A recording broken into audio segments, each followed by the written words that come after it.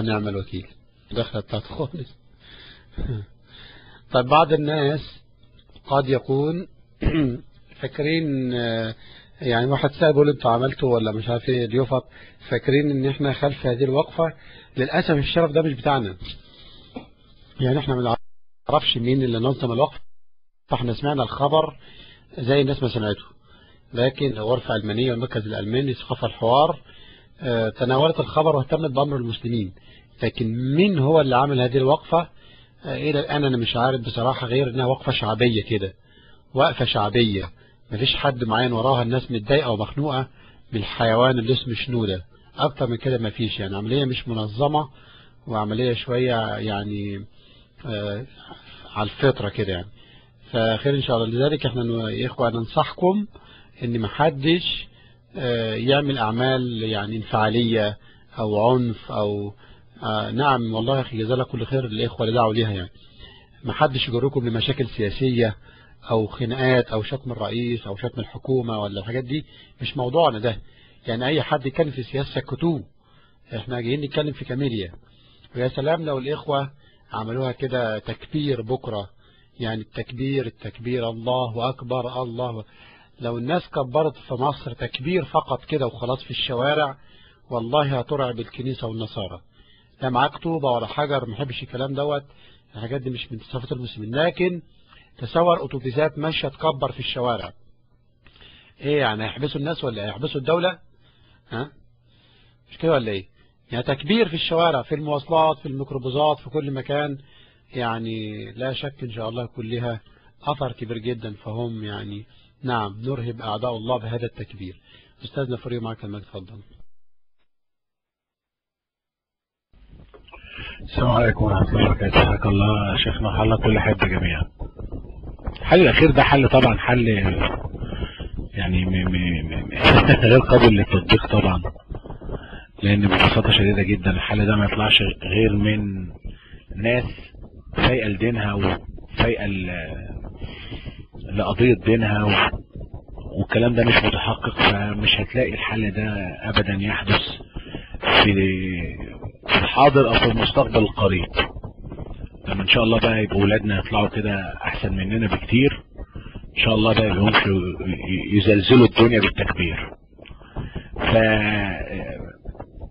يعني أنا كنت بتكلم على الإرهاب الكنسي اللي ماهوش بس على قد قصة كاميليا وبس، ده بقى يعني سلسلة من الأحداث يعني بتتتابع ورا بعض، وتقريبا الفرق ما بينهم وما بين بعض يعني أشياء يعني عجيب، يعني ما فيش مدة أصلا، يعني في خلال أسبوع تقريبا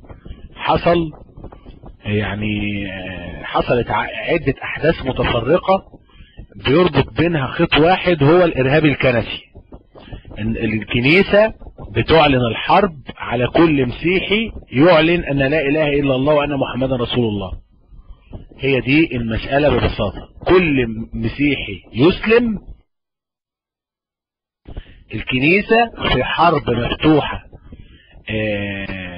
معه، مع تواطؤ حكومي كامل وغياب للقانون وغياب للإعلام وغياب للمؤسسات الإسلامية وغياب للمشايخ، يعني حضور كنسي قوي وغياب مؤسسي إسلامي يعني فاضح.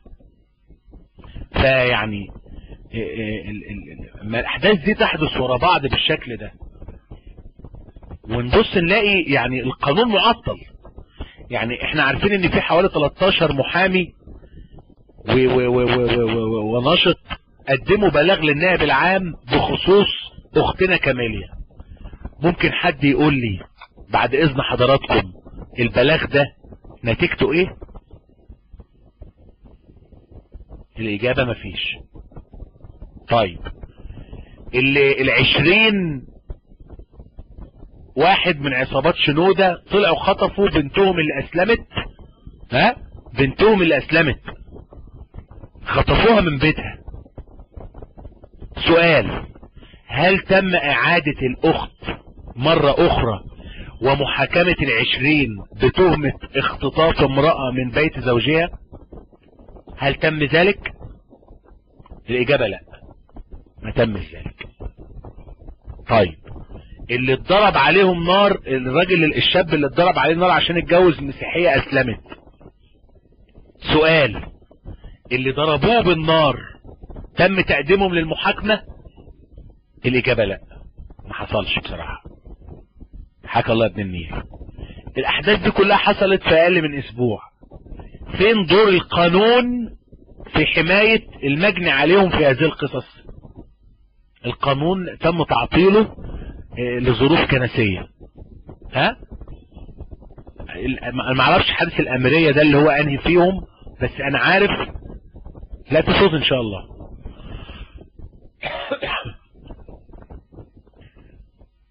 في صوت ولا مفيش صوت ولا ايه؟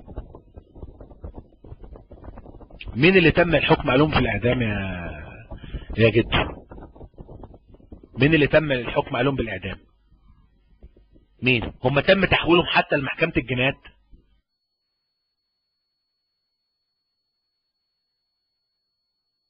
انا بتكلم على حاجة حصلت من اسبوع يا عم ناصر. هي انا مش عارف بتوع الامراض اللي هم لا اتحكم عليهم بالاعدام، دي معروفة يعني. دي حصلت من حوالي سنوية يعني.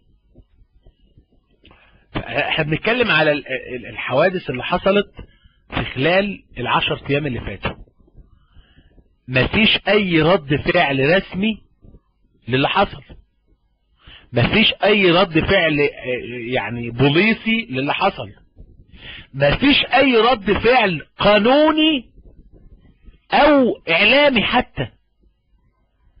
طب الاعلام مش يعني الاعلام والتوك شو والقنوات الفضائية المصرية اللي قلب دماغ العالم العربي كله بكل المواضيع المهمة وغير المهمة، البرامج دي كلها مفيش برنامج فيهم يرصد ظاهرة في خلال اقل من اسبوع 3-4 جرائم ترتكب من قبل المسيحيين ضد فئة من النصارى اللي اسلموا. يعني سبحان الله، يعني في خلال اسبوع مفيش حتى في وسائل الاعلام. فاذا طب ما احنا يعني الفتنة حركة الاول 550 وحشني كل سنة طيب.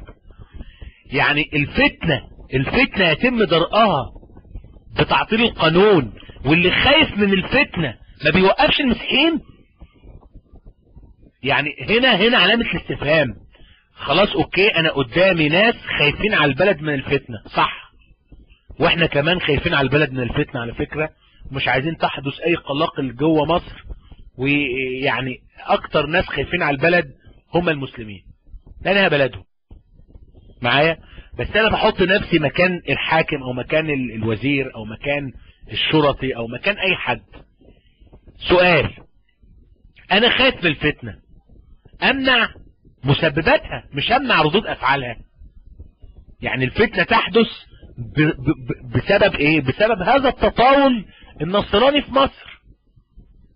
ده الفتنة اهو. انا بقى خايف من الفتنة، امنع دول من اللي هم بيعملوه. احنا في بلد فيها سيادة قانون، فيها حرية رأي. النظام بيدعي ان هو نظام ديمقراطي، طيب، وبيدعوا ان هم علمانيين وبيقدروا العلمانية والليبرالية، ماشي خلاص، يبقى اللي يسلم يسلم واللي يكفر يكفر. بس دي الليبرالية اللي احنا فاهمينها. الليبرالية بتقول ايه؟ في حرية عقيدة وتقديس لحرية الفرد، ماشي يا عم. يعني انا النهاردة عايز ابقى مسلم، انا حر. عايز ارتد، انا حر.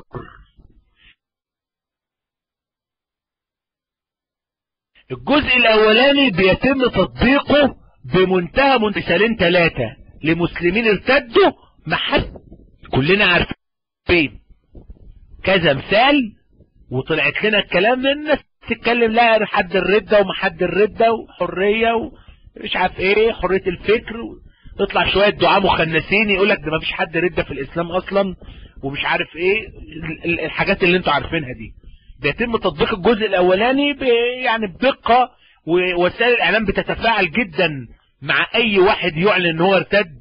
يقدموه في البرامج بتاعتهم ويعرفوا الناس بيه وينشروا فكره ويلمعوه ويبينوا حقه في ان هو يعني يختار دين براحته، ويقول اهلا بالاستاذ فلان واهلا بالاستاذه فلانه، وبياخد حقه تمام حكوميا وقانونيا، يحمى واعلاميا كلامه تلاقيه يعني تلاقي كذا مرتد يطلع كده رجلاءه زي بشوي، تفتح الناس تفتح يعني الحنفيه ينزل لك منها هذا الحقير او هذه الحقيره.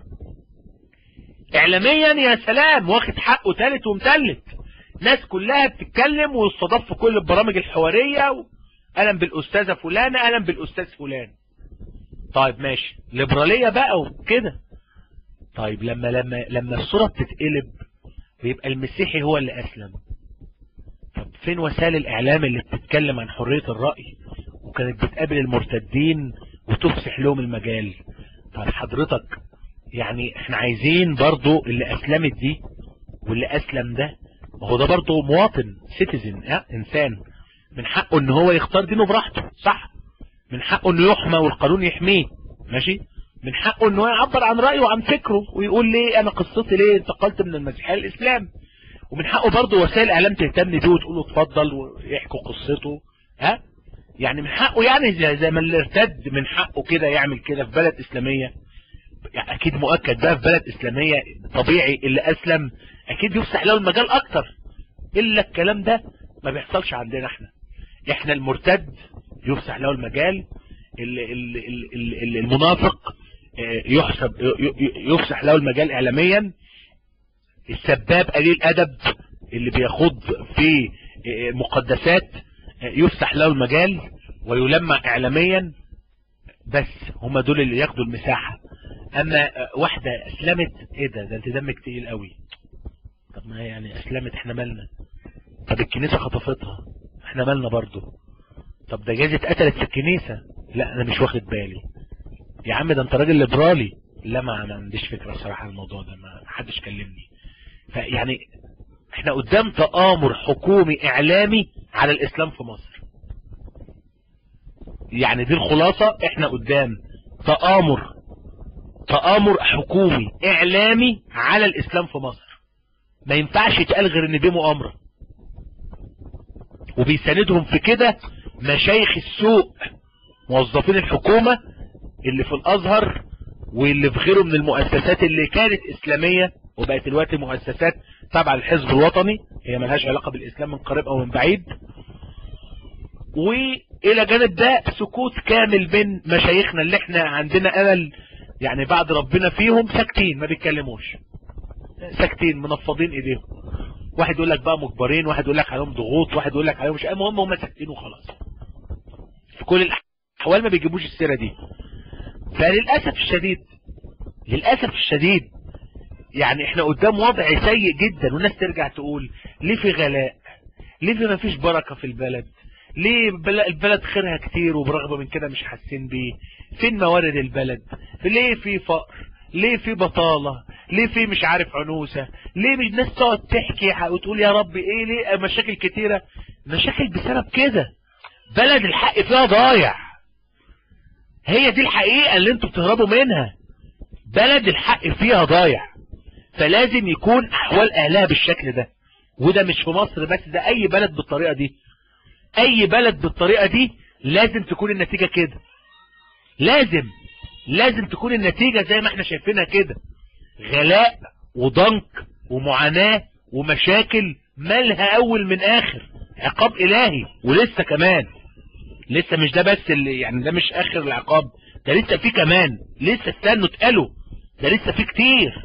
ده ربنا كده بيملي لما ياخد بقى بلد بحالها بعقاب جامع، بعقاب جامع كده ما تتوقعش العقاب ممكن يجيلك ازاي. والامثله حوالينا كتير، اي بلد بيزيد فيه